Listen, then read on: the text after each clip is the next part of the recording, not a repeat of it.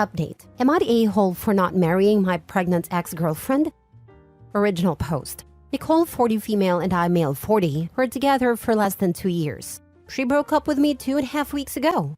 At first, she said she hated me and didn't want to hear from me ever.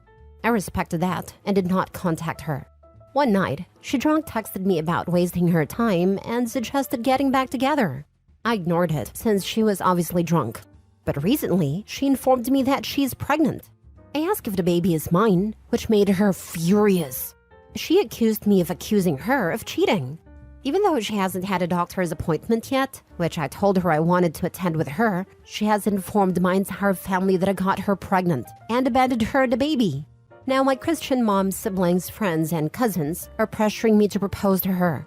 Today, she called me 3 times at work, suggesting meeting over the weekend with my family for a small wedding, and I lost it. I don't even know if the baby is mine, and I won't marry someone just because of a baby. She called me an a-hole and hung up and called my family again, and my entire family is mad at me. Now for the top comments before reading the update. Not the a-hole. Did you see the positive pregnancy test? This is all kinds of crazy, and kinda seems like a trap with the pressure of marriage. Nope, I haven't seen anything. That's why I suggested to go to the doctor with her. Smart move. I'd want to see a positive test that I was present for, be there at the ultrasound, and get a fetal paternity test done if the doctor okays it, given it's not high-risk pregnancy if it's real. I'm sorry you're in this situation, and it's wild to me your mom believes her over you. Or that's the impression I got. I agree, except you can now do a full DNA screening and match for paternity using maternal blood instead of like the old days, where the needle had to go through the uterus. Only been out for a few years. So this chick is crazy. Don't get married because of a baby. That's a trash reason. Commit yourself to the baby because if it's yours. She did make it herself, not her. There is a way to do that. She screams she freaking hates me, but I should work on myself and marry her. WTF. She sounds like a manipulative person. Be careful. Maybe the kid is not even yours. And you both are in your 40s. It's not like she's a helpless young lady that doesn't know anything about life. Dude, so not the a-hole. My husband dealt with a very similar situation like this one with one of his exes years ago. When that ex texted him claiming she was pregnant with his baby, he texted her back saying he needed concrete proof that the pregnancy was real and demanded to show him in person the pregnancy test as well as any medical documents that show proof of the pregnancy. She got mad and messaged my mother-in-law over Facebook with that same sob story your ex told your mom. Luckily, mother-in-law also didn't buy it and backed my husband, saying the same thing. Apparently, this went on for a week or so, where that's all my husband and mother-in-law would tell her when she kept trying to reach out. After a week or so, the ex texted back claiming she lost the baby. Lol. If you do something like this, get a mutual friend or one of your family members who believes you to back you up in case your ex tries this nonsense. Do not tell her anything else besides that you will go with her to her doctor's appointment to confirm pregnancy, and that you are speaking with a lawyer to take steps to determine paternity if she's legit pregnant. Get these things in screenshots or audio recordings just in case. Also, please talk to a lawyer to find out how to do a court-ordered paternity test. You'll find out the truth soon enough. Good luck! Now for the update. So Nicole, my ex, ended up emailing my FWB Aaron's boss. She found a company on her LinkedIn and then mass emailed everyone. She wrote that we are engaged and have a baby on the way and told Aaron's employee to tell Aaron to leave our family alone.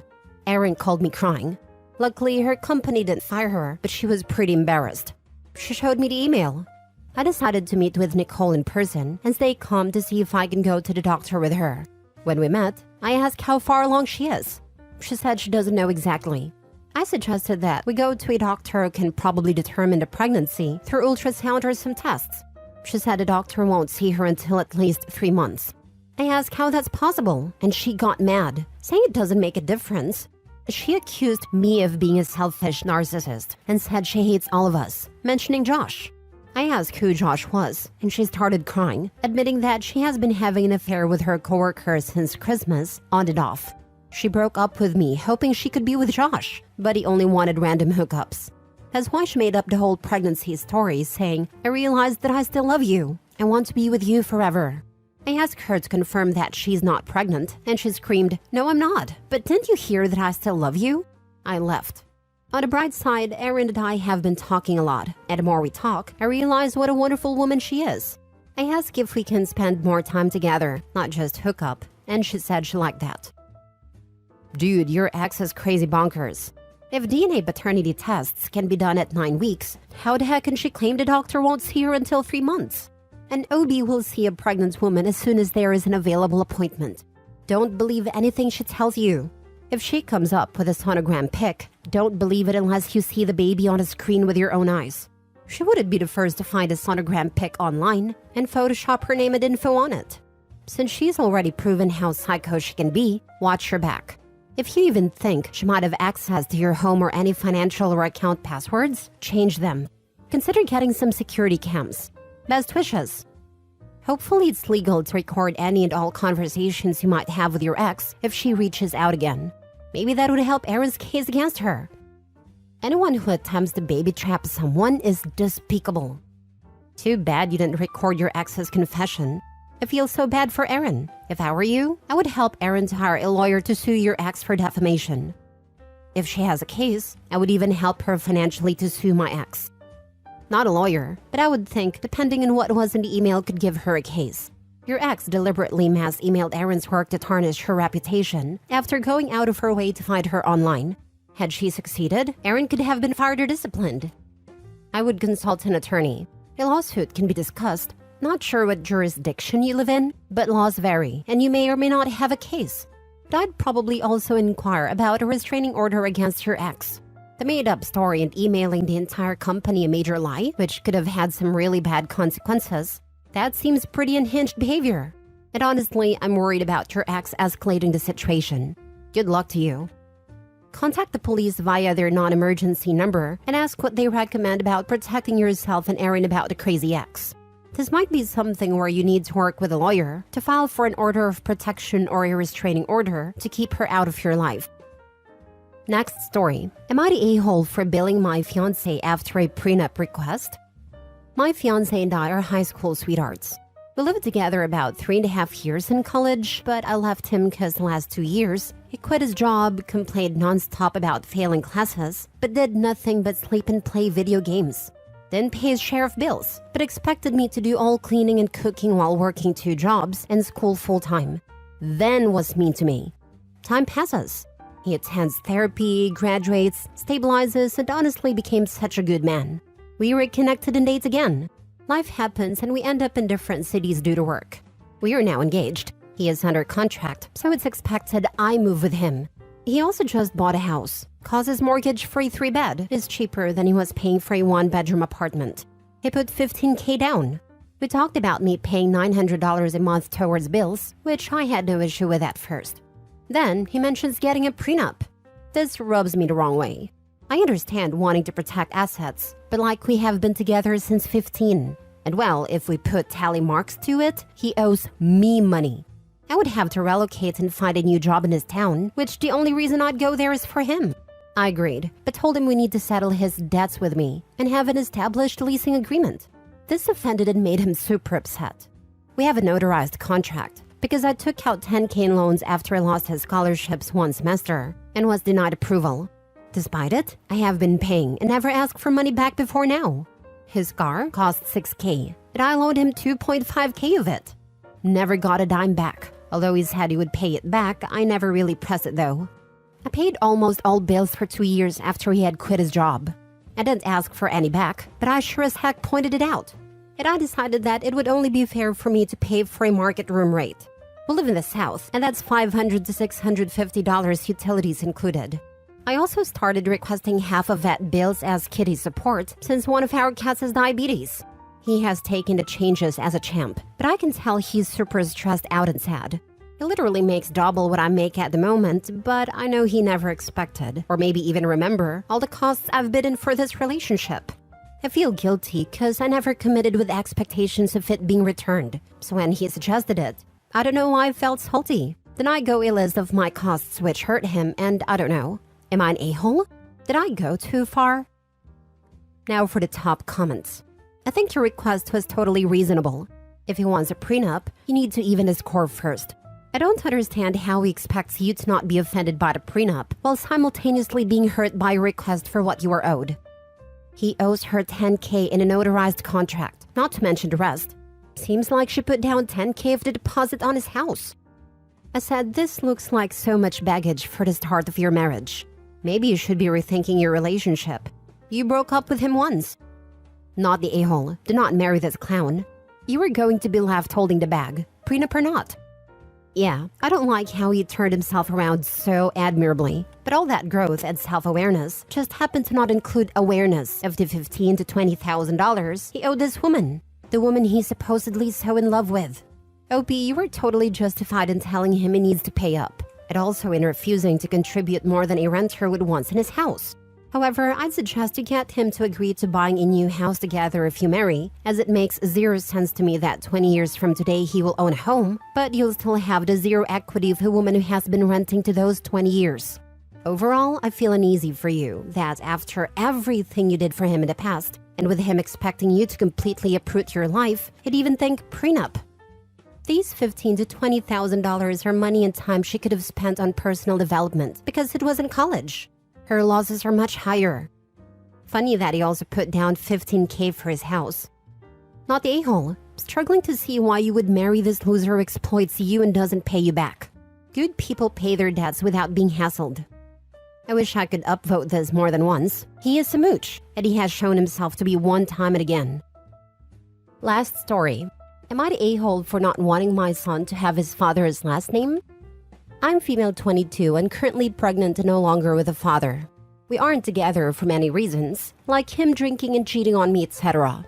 I tried to stay strong when I first found out I was pregnant, which only led to a bunch of threatened miscarriages from the stress/anxiety it put me in. So for myself and my health's sake, I left. To clarify, my menstrual cycle is not very consistent. Sometimes twice a month for 9 days at a time, and some only once a month for only 4 to 5 days at a time. Needless to say, I didn't find out I was pregnant until I was 6, almost 7 weeks along. I have had about 3 due date changes now, from it being January 24th to February 20th, and now close to Valentine's Day. Through it all, I've been single, going to every appointment alone, which has been a lot of extras because I have a heart condition and currently cannot take my medication for it due to it possibly causing harm to the baby. I was told a gender, a little too early, and it ended up being the wrong gender, but I've kept the father in the loop with it all. Originally, I was told it was a girl, and because of that, my ex wanted nothing to do with the pregnancy and anything after. Which is fine, I'll do it alone if I have to.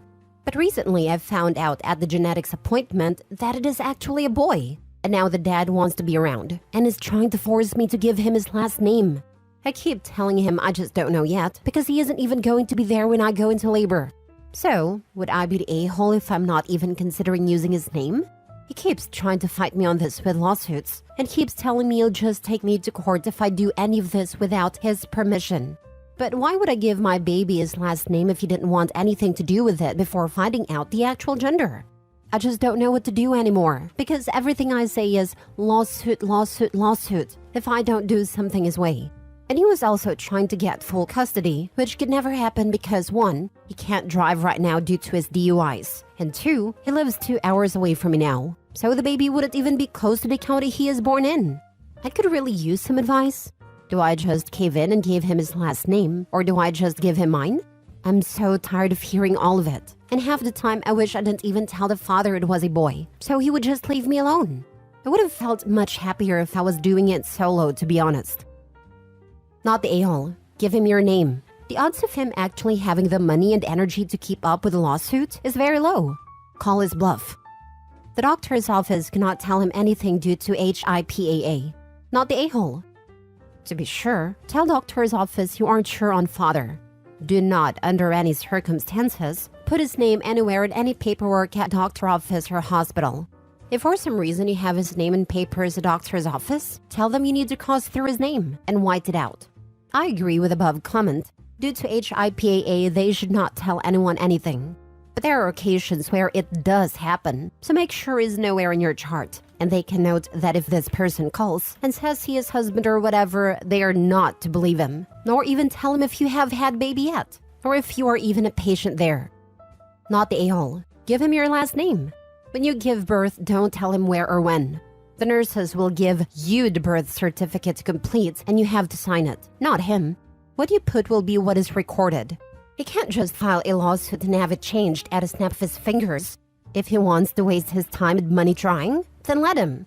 They also wouldn't give him full custody unless you were proven to be an unfit parent. Make sure when you do go to the hospital to tell the nurses and staff he is not allowed in the room when you have the baby. Even if he's the father, they won't let him in if you say you don't want him there. He won't even be in the country during my labor. His family is from England, so that's when he thought the best time to visit them would be. As the child of a similar situation, give that baby your last name. Seriously, I'm thankful every day that I don't have my deadbeat woman beating rape piece of nuclear waste's last name. Knowing my dad's ego is going to die bitter about it. But I don't care because I've not spoken to him since I was 18, 8 years ago, and he was barely around before that. My relationship with my mom is far from perfect, but I love having her last name because she's the one who raised me. My sister passed it down and I intend to whenever I have kids.